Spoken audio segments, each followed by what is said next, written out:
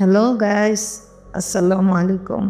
সত্যি কিছু কাহিনী নিয়ে আপনাদের সামনে আমি হাজির হলাম। আমার সাথে কিছু ঘটনা আমি এই পেজের মাধ্যমে আপনাদের সাথে শেয়ার করতে চাচ্ছি। 2014 সালের আগস্টের 22 তারিখে আমার বিয়ে হয়েছিল প্রবাসী গ্রিসের একটি প্রবাসীর সাথে। তো উনি রাত্রে 11টার পরে আমাকে সবসময় ফোন দিত। তো একদিন আমি ওনার ফোনের আশায় অপেক্ষা করতেছিলাম, ওদিন একটু দেরি হইতেছিল, বোধহয় কাজে থেকে আসতে দেরি হয়েছে। তো হঠাৎ করে আমার বাড়ির ভিতরে সবাই ঘুমায় যেত, আমি আমার রুমে শুধু জাগনা থাকতাম। আমার হাজব্যান্ড ফোন দিব, ওর সাথে কথা বললো, তারপর শুইতাম। তো আমি গান শুনতাম, যতক্ষণ উনি ফোন না দিত আমি হেডফোন কানে দিয়ে গান শুনতাম। তো ওদিন আমি মানে ওনার আর আমার ছবি এডিট করতেছিলাম ফোনে, তো গান শুনতেছি। হঠাৎ করে বাহির থেকে আমাদের ছাদে একটা দোলনা আছে, তো দোলনাটার তোলার শব্দ হঠাৎ আমাকে কেউ কি বাড়ির ভিতরে ঢুকে গেল। তো হঠাৎ আমি নিচে নেমে আসি, দেখি কেউ নেই। তো বাহিরের থেকে আবার রুমে চলে যেত।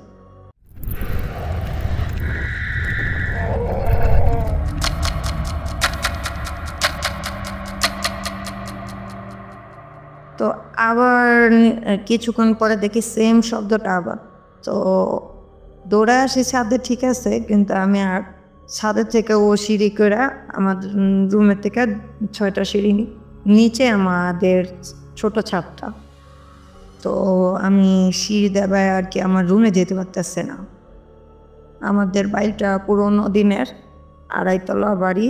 তো নিচের ছাদ থেকে উপরে আমরা 1.5 তলার ভিতরে থাকি, তো উঠতে পারতেছি না। হঠাৎ আমাদের বাড়ি বড় ছাদ যেটা, সেটা একটা রাউন্ড শেপের ডিজাইন আছে, ওখানে একটা ছায়ার মতো আমার পা ঝুলতেছে, আমি দেখতেছি।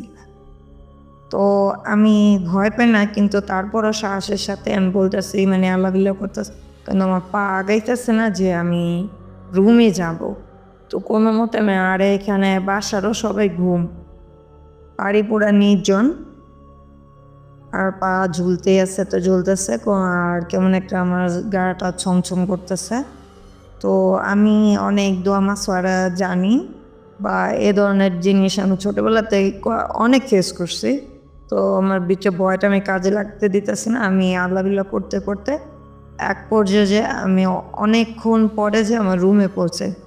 তো আমার রুমের দরজাটা ছিল লোহার, আমি দরজা লক করে আমার শরীর প্রচুর ঘামতেছিল। তো ওই পর্যায়ে যায় আমি ফ্যান ছাড়া কিছুক্ষণ শুয়েছিলাম। সেই পর্যায়ে আমার হাজব্যান্ড ফোন দিল, পরে হাজব্যান্ড আর কিছু বলিনি, ওনার সাথে কথা বলে আমি রাত্রে শুয়ে পড়ি। তো সকালে আম্মুর এই কথাটা বলি যে আম্মু, আমি আমার হাজব্যান্ডের সাথে কথা বলার জন্য যখন ওয়েট করতেছিলাম, কখন যে 12টা বেজে আছে আমি খেয়াল করিনি। তো হঠাৎ এরকম শব্দ, আমি তো আর মোবাইলের ঘড়ি দেখি নাই, আমি তো নাইমা গেছিলাম। তো দ্বিতীয় বেলায় আমার অনেক সমস্যা হইতেছিল, আমি ঘরে ঢুকতে পারতেছিলাম না। তো আম্মু বলে যে এক কাজ করিস, এই নানির থেকে একটু জানিয়ে নিস। আমার নানি আবার আমাদের বাসায় ছিল। তো নানির কাছে যখন এই কথা কয় কি, আরে তোর তো নতুন বিয়ে হয়েছে, 18 মাস পর্যন্ত অনেক সমস্যা হয়, তো একটু বাইচ্ছা চলিস, 12টার পরে বা কারেন্ট 12টায় ঘর থেকে বেরোবে না, এমন সময় অনেক ধরনের ক্ষতি হইতে পারে। তোর সাথে এমনও বিয়ের গন্ধ, নব বিবাহ করে যারা, তাদের সাথে আর কি অনেক সময় অনেক কিছু হয়ে যায়। তো সাবধানে থাকিস, আর নানি যার পোক করে। আর আমাদের বাড়িটা মূলত আমার দাদা যে করছে, এটা হিন্দুদের বাড়ি ছিল।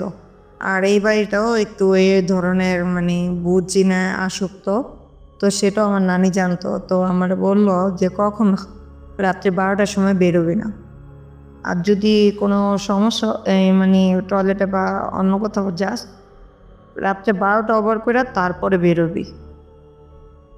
এ ছিল আমার আজকের ঘটনা।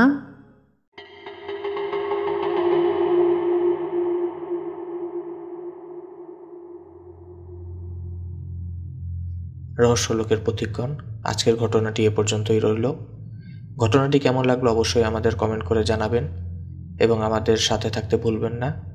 আমাদেরকে ফেসবুকে ফলো করতে পারেন এবং ইউটিউবে অবশ্যই সাবস্ক্রাইব করবেন এবং সম্ভব হলে ঘটনাটি শেয়ার করে পৌঁছে দিন সকলের মাঝে, যাতে করে তারাও এই ভয়ানক অভিজ্ঞতাটি শুনতে পারে।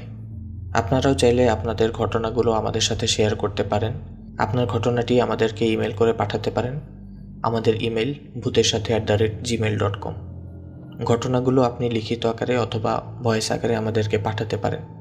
ভূতের সাথে থাকুন, ভূতকে সাহায্য করুন। ভূতেরা আপনার অপেক্ষায়। আল্লাহ হাফেজ।